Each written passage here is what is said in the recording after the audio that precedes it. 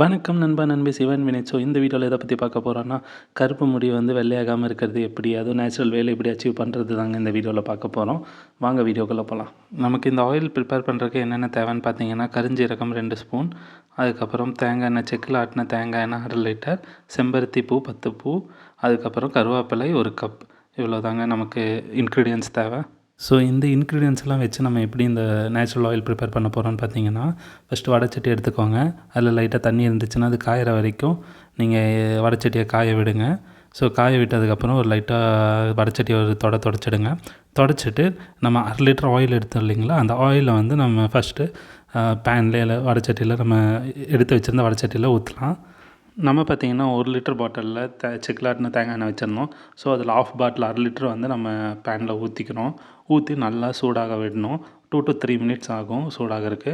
So அந்த டைமில் பார்த்திங்கன்னா நம்ம எடுத்து வச்சுருந்த கருவேப்பிலையும் கருஜீரகமும் மிக்சியில் போட்டு அரைக்கலாம். வாங்க, தண்ணியெல்லாம் எதுவும் போடாமல் நல்லா அரைக்கலாம். ஸோ அரைக்கும்போது பார்த்திங்கன்னா ஓரளவுக்கு நல்லாவே கிரைண்ட் ஆகிடும். இன்னுமே நமக்கு பொடி மாதிரி வேணும், இந்த மாதிரி வேணும். ஸோ அந்த மாதிரி அரைச்சதுக்கப்புறம் நம்ம எண்ணெயுமே ஓரளவுக்கு காஞ்செடுக்கும். அதுலேருந்து கொதிக்கிற அந்த பபுள்ஸ்லாம் வர ஆரம்பிச்சிடும். அந்த டைமில் நம்ம ஃப்ளவர் போட ஆரம்பிச்சிடலாம். இந்த செம்பருத்தி பூ கொதிக்கிற தேங்காய் எண்ணெயில் போடும்போது நம்ம கீழே இருக்கிற ஸ்டெம்போ அந்த மேலே இருக்கிற சென்டர் பார்ட்டும் ரிமூவ் பண்ணிட்டு வெறும் ஃப்ளவரோட பெட்டல்ஸ் அந்த பூ பகுதி மட்டும்தான் நம்ம போடணும்.